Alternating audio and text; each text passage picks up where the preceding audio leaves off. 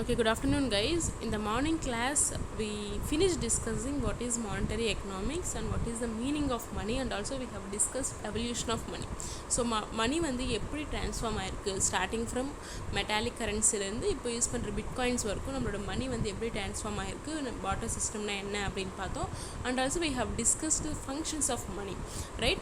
Now we are going to discuss what is supply of money. Okay, supply of மணினா ஒன்றும் இல்லை, நம்ம எக்கானமியில் வந்து டோட்டலாக மணி சப்ளை வந்து எவ்வளோ இருக்குது அப்படின்னு ஒரு கால்குலேட் பண்ணுறோன்னா அதை வந்து supply of money. Okay, it means that total amount of money in economy, நம்ம எக்கானமியில் வந்து டோட்டலாக எவ்வளோ அமௌண்ட் ஆஃப் மணி இருக்குது அப்படின்னு பார்க்குறது தான் money supply. And it refers to the money which is in circulation in economy at given point of time. ஒரு பர்டிகுலர் பாயிண்ட் ஆஃப் டைமில் வந்து டோட்டலாக வந்து நம்ம மணி வந்து எவ்வளோ சர்க்குலேட் ஆகிட்டு இருக்குது அப்படின்னு வந்து கால்குலேட் பண்ணுறோன்னா அதுதான் வந்து சப்ளை ஆஃப் மணி. ஸோ இது வந்து என்ன டிட்டர்மைன் பண்ணுது அப்படின்னு பார்த்தீங்கன்னா நம்மளோட price level and interest rates. Supply of money வந்து ப்ரைஸ் லெவலும் இன்ட்ரெஸ்ட் ரேட்ஸ் வந்து டிட்டர்மைன் பண்ணுறதுக்கு சப்ளை ஆஃப் மணி வந்து one of the important factor.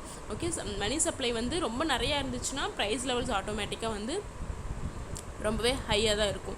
And money supply viewed at a given point of time is a stock and over a period of time is a flow அப்படின்னு சொல்கிறாங்க. நம்ம வந்து ஒரு particular point of டைமில் வந்து மணி வந்து flow எவ்வளோ இருக்குது அப்படின்னு கால்குலேட் பண்ணுறோன்னா அது வந்து ஸ்டாக். அதே வந்து ஒரு பீரியட் ஆஃப் டைமில் கால்குலேட் பண்ணுறோன்னா அதுதான் வந்து flow. Okay, so this is money supply. And so meaning of money supply. Okay, so in India, currency notes are issued by Reserve Bank of India and coins are issued by Ministry of Finance, that is Government of India. Okay, so this is one of the important one mark questions you may get. Currency notes வந்து யார் கொடுப்பாங்க அப்படின்னு பார்த்தீங்கன்னா RBI. ஞாபகம் வச்சுக்கோங்க, currency வந்து RBI தருவாங்க. Whereas coins யார் அப்படின்னு பார்த்தீங்கன்னா ministry of finance, government of India வந்து இஷ்யூ பண்ணுவாங்க. Okay, and besides these, balances, savings or current account deposits held by the public in the commercial banks is also considered to be money. So அது தவிர நம்ம சேவிங்ஸாக இருக்கட்டும், current டிபாசிட்ஸாக இருக்கட்டும், okay, எல்லா commercial பேங்க்ஸில் இருக்கிற எல்லா சேவிங்ஸும் அண்ட் டிபாசிட்ஸும் அண்ட் எல்லாமே வந்து மணி சப்ளை கீழே வரும். ஓகேவா? So the currency notes are also fiat money and legal tenders. Okay, so what is fiat money and legal tenders அப்படின்னு பார்த்தீங்கன்னா, so fiat money means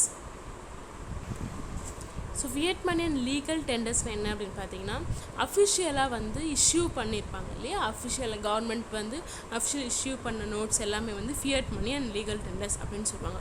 okay, so இங்கே வந்து நீங்கள் என்ன ஞாபகம் வச்சுக்கணுன்னா கரன்சி நோட்ஸ் வந்து issued by RBI and coins are issued by government of India, ministry of finance அப்படின்னு சொல்கிறாங்க. இது சப்ளை ஆஃப் மணியில் வந்து எது கூட இன்க்ளூட் ஆகுமாமா, நம்ம பேங்க்கில் இருக்க சேவிங்ஸ், டிபாசிட்ஸ், இது எல்லாமே வந்து நம்ம சப்ளை ஆஃப் மணியில் இன்க்ளூட் ஆகும். Okay, and money supply is a stock variable அப்படின்னு சொல்கிறாங்க. So money supply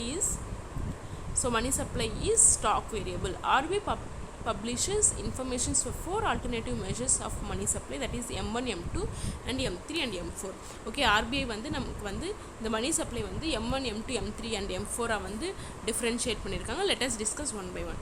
okay, so M1 என்ன அப்படின்னு பார்த்தீங்கன்னா, under M1 you will get currency coins and demand deposits, and M2 na M1 எல்லாமே இந்த currency coins and demand deposits plus savings deposits with post office savings banks. Okay, and under M3 M2 plus, so இந்த M2 plus time deposits of all commercials and cooperative banks. Okay, so time டிபாசிட்ஸ்னால் என்ன அப்படின்னு பார்த்தீங்கன்னா, அந்த particular டைமில் வந்து எல்லா commercial பேங்க்ஸில் வந்து டோட்டலாக எவ்வளோ டிபாசிட் பண்ணியிருக்காங்க. And we can also say time டிபாசிட்ஸ்னால் லைக் வந்து இந்த குறிப்பிட்ட டைமில் மட்டும்தான் வந்து அதை நம்ம வந்து வித்ட்ரா பண்ண முடியும்.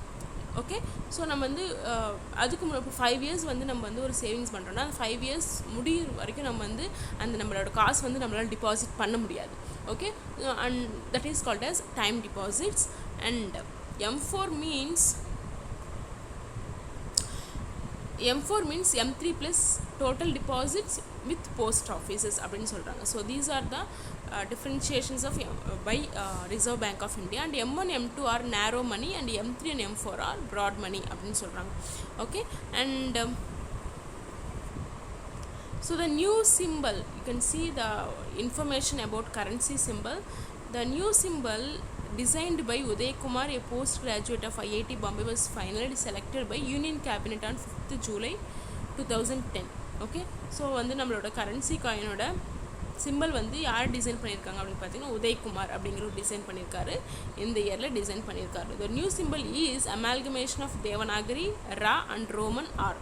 ஸோ இந்த சிம்பிளை வந்து தேவநாகரி அண்ட் ரோமன் லெட்டர்ஸ்லேருந்து அதை டிரைவ் பண்ணியிருக்காங்க. The simple of India rupee came to use அந்த 15th July 2010.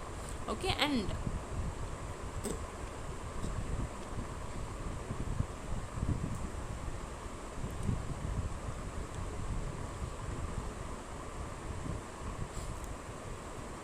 so the symbol of Indian rupee came into use of 15th July 2010 after America, Britain, Japan, Europe, and India is the 5th country to accept a unique currency symbol. Okay, so நம்ம வந்து 5th கண்ட்ரியில் இருக்கோம். எதுக்கு அப்படின்னு பார்த்தீங்கன்னா நம்மளோட கரன்சியோட simple வந்து அது யூனிக்காக இருக்கிறனால. Okay, and determinants of money supply. Okay, money supply வந்து எப்படி டிட்டர்மைன் பண்ணுறாங்க அப்படின்னு பாருங்கள். So first one is currency deposit ratio. Okay, it is the ratio of money held by the public in currency to that they hold in the bank deposits அப்படின்னு சொல்கிறாங்க. Okay, so currency deposit ratio அப்படின்னு என்ன அப்படின்னு பார்த்தீங்கன்னா ratio between two factors. அதில் ஒரு factor என்ன அப்படின்னு பார்த்தீங்கன்னா பப்ளிக்கில் வந்து amount of money public is holding in currency, அவங்க கையில் வந்து எவ்வளோ காசு இருக்குது அண்ட் அவங்க பேங்க்கில் வந்து எவ்வளோ டிபாசிட் பண்ணியிருக்காங்க. total amount of money in hand and total amount of money they are holding in the bank. அதோட ரேஷியோ தான் என்ன அப்படின்னு சொல்லின்னு பார்த்தீங்கன்னா currency deposit ratio. Okay, so ரெண்டுமே வந்து இன்வெர்ஸ்லி ப்ரொபோர்ஷனல். இப்போ வந்து நம்ம கையில் நிறையா இருக்குதுன்னா அதோட மீனிங் என்ன அப்படின்னு பார்த்தீங்கன்னா நம்மளோட பேங்க் டிபாசிட்ஸில் கம்மியாக இருக்குது அப்படின்னு தான் மீனிங். அண்ட் பேங்க் டிபாசிட்ஸ் அதிகமாக ஆச்சுன்னா ஆட்டோமேட்டிக்காக என்ன ஆகும், நம்ம வந்து மணி held by the public in currency by hand வந்து கம்மியாயிரும். Okay, so that is currency deposit ratio. So என்ன அப்படின்னு பார்த்தீங்கன்னா ratio of money held by the public in currency, கையில் எவ்வளோ கேஷை லிக்விட் கேஷை வச்சுருக்காங்க to that the total amount of money held by the public in bank deposits. Okay, and reserve deposit ratio na enna appdin pathina, so reserve money consists of two things: vault cash in banks and deposits of commercial banks with RBI. Okay, so vault cash in banks, okay, people oda deposited money and deposits of commercial banks with RBI. Okay, so இது புரியணும்னா நம்ம cash reserve ratio வாட்டி பார்க்கலாம். So cash reserve ரேஷியோனா என்ன அப்படின்னு பார்த்தீங்கன்னா, so it is the fraction of deposits of the banks must be keep with RBI அப்படின்னு சொல்கிறாங்க.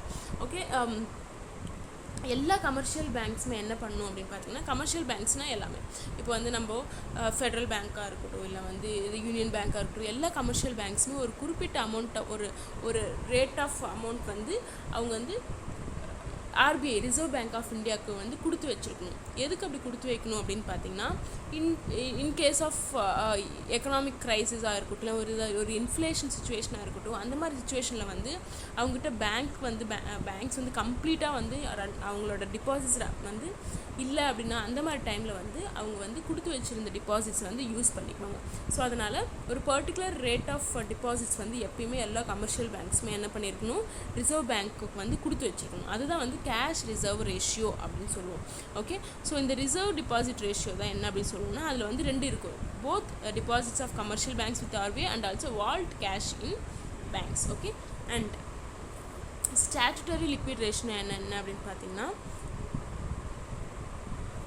it is the fraction of total demand and time deposits of the commercial banks in the form of specified liquid assets அப்படின்னு சொல்கிறாங்க. So statutory liquid ratio என்ன? So time டிபாசிட்ஸ்னால் நான் already சொன்னேன். Time டிபாசிட்ஸ்னால் அந்த குறிப்பிட்ட டைமுக்குள்ளே வந்து நம்மளால் வித்ட்ரா பண்ண முடியாது. Plus total demand, it is a fraction of total demand and time deposits of commercial banks. டோட்டலாக வந்து எவ்வளோ டிபாசிட்ஸ் இருக்குது ப்ளஸ் டைம் டிபாசிட்ஸ் ரெண்டுமே கம்பைன் பண்ணுறது தான் வந்து statutory liquid ratio. Okay, hope you guys understood this. If you have any doubts, please let me know.